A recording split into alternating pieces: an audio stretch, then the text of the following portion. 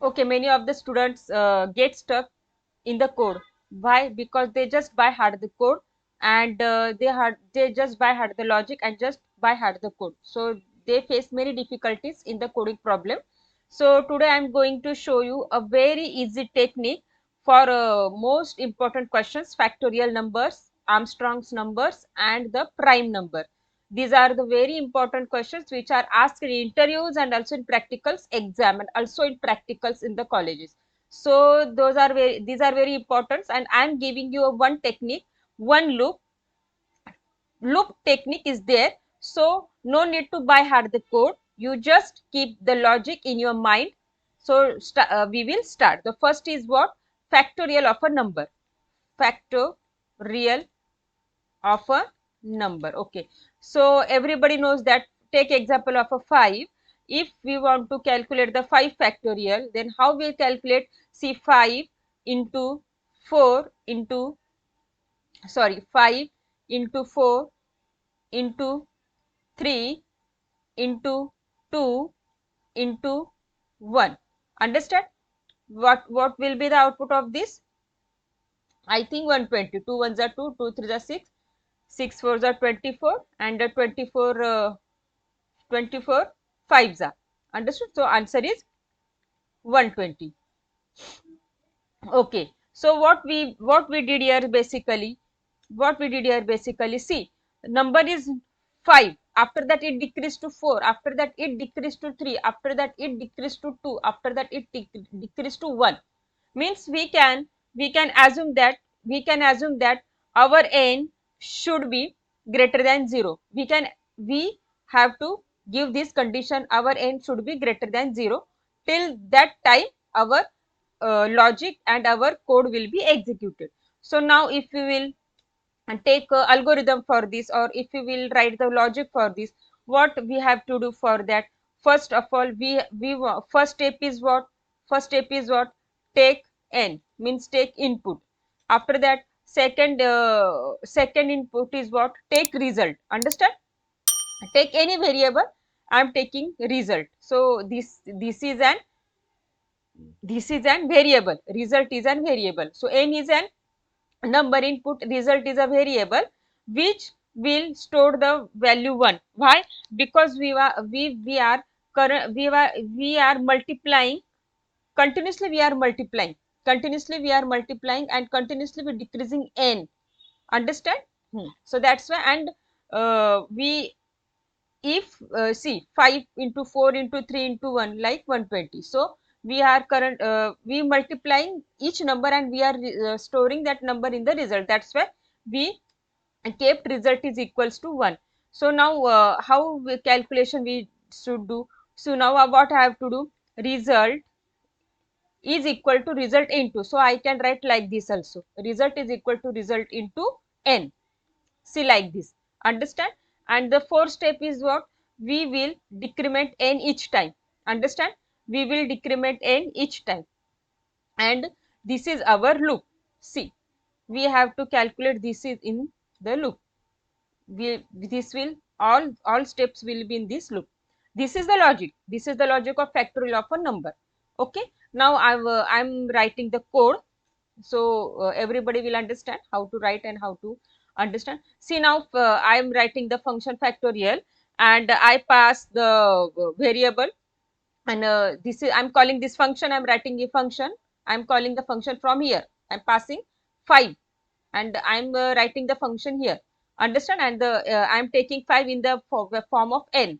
Okay. So now what we will do? First of all, we have to declare result is equals to 1. We have to declare our variable result is equal to declare 1. Okay. Actually, laptop is slow, that's why it's giving very much problem. So no worry. Select is equalate.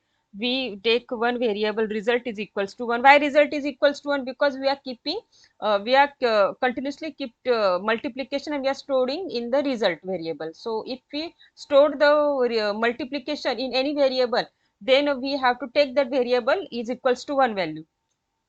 So let result equals to 1. We will take while loop. We will take one while loop. In that we will check n means our input is greater than 0. Yes, it is greater than 0. So what I have to do here, result is equals to result into, means result is equals to result into n. We have to do result equal to result into n, and we will continuously the at the same time we will decrease n also.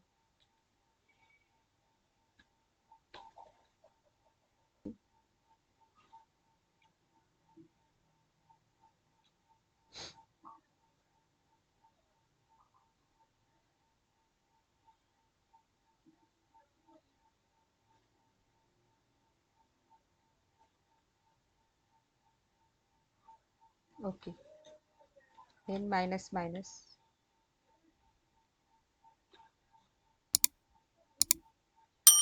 Okay, we I forget to give n minus over there, so we will check. See, answer is 120. See, are you able to see? Answer is 120. If I am take 6, then factorial of 6 will be different. Then factorial of 6 will be C. Again, I am running. I am showing output. So see, factor of 6 is 720. See, answer is come. So what I did here, we take one variable result equals to 1. You can take any. I just put the condition that n should be greater than 0.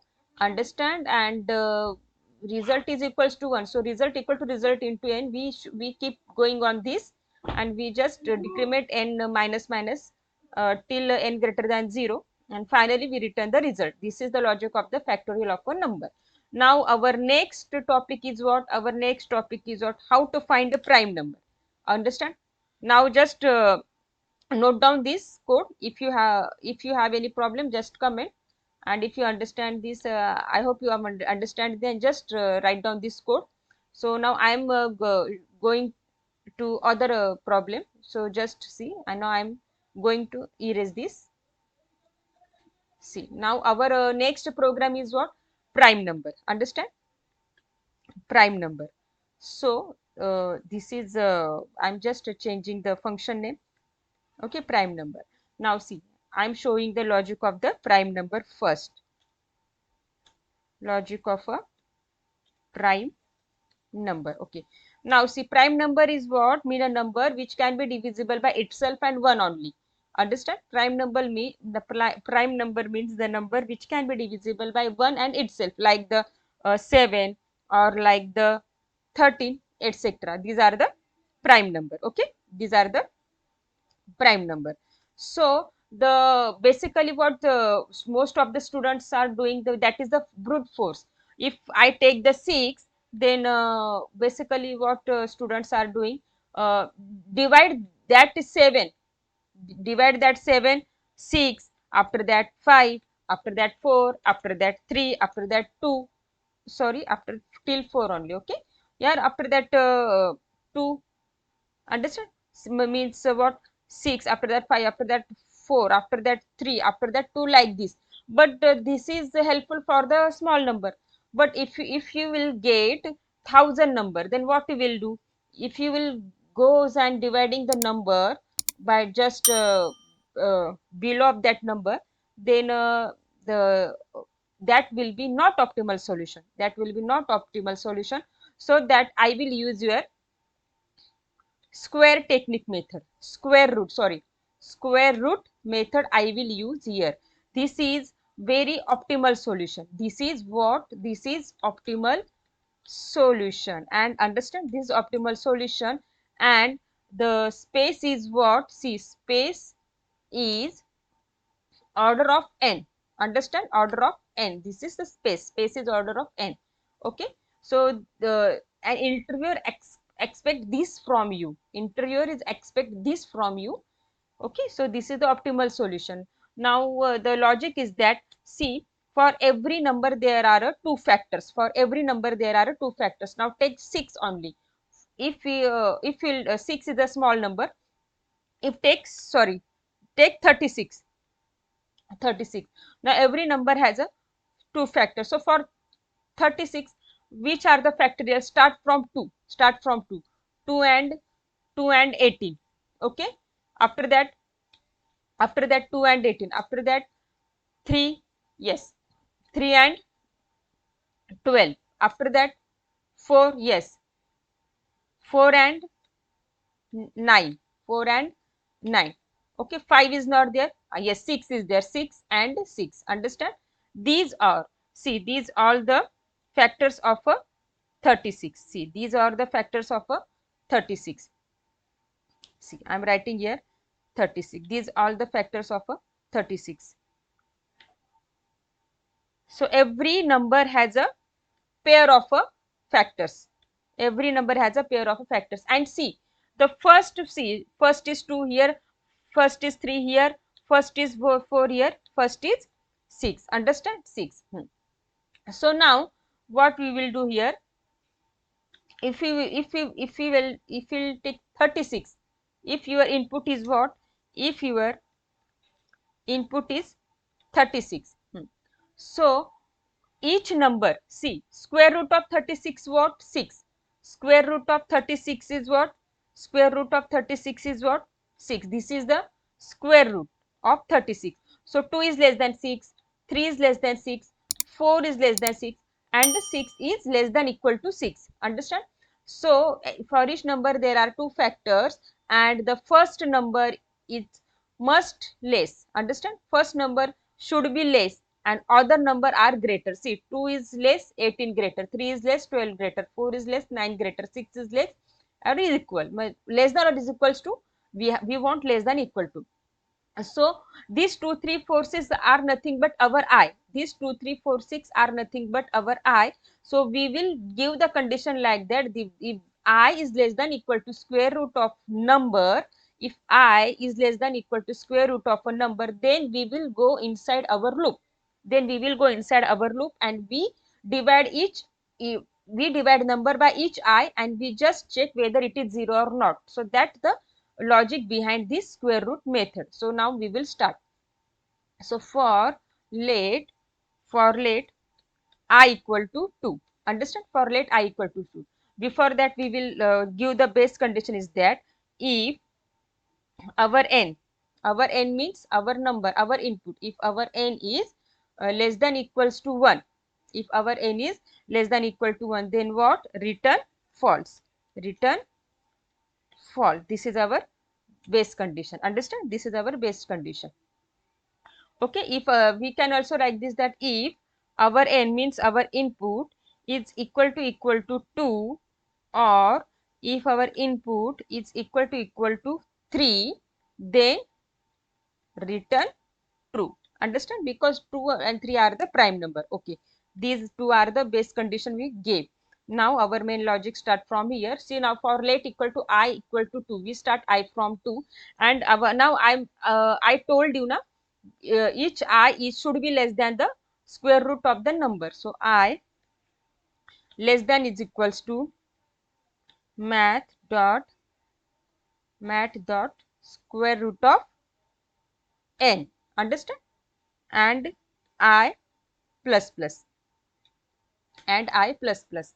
Okay. So if this condition satisfied, yes, see, I are 2, 3, 4, 6 are nothing but our i's, and all i's are less than is equals to 6, 2, 3, 4 are less than 6, and 6 is equal to 6. So this condition is satisfied. So what we will write inside for loop, if our number, if mod this I is equal to 0. Understand? Means if we got remainder 0 after dividing I to our n, then what to do? Return false. Obviously return false, because if any I, if we divide number by any I and if we got 0, then return false, means that number is divisible I, and our prime number should not divisible any number. It should divisible only one on itself. Okay. Here return true.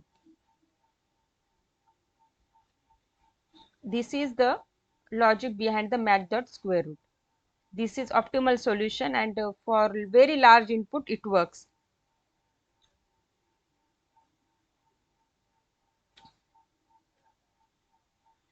See, we gave input 36. 36 not prime number. 36 is not a prime number. Why? Because for 36 we can divide by 2, we can divide by 3, we can divide by 4, we can divide by 6. So 36 not a prime number. So our answer is come. So see, output is our come. So this is the logic behind our prime number.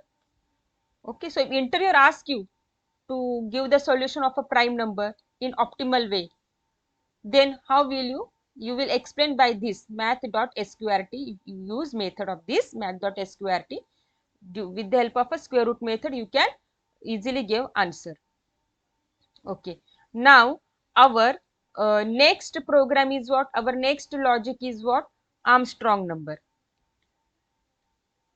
See, all these are basically connected to the loop only. Basically all are solved with the, see, just note down this code. Now I am going to tell you Armstrong number. So I am just erasing all this. Okay, so here function what? Armstrong. Here also Armstrong.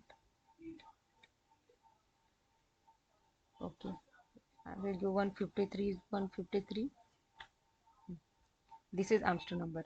So basically what is our Armstrong number is doing? See, now for example, take 153 number is your number, and how many digit are there in the number? 3 digit are there in the number. So what you have to do? You have to extract the last number. Take 3 and just 3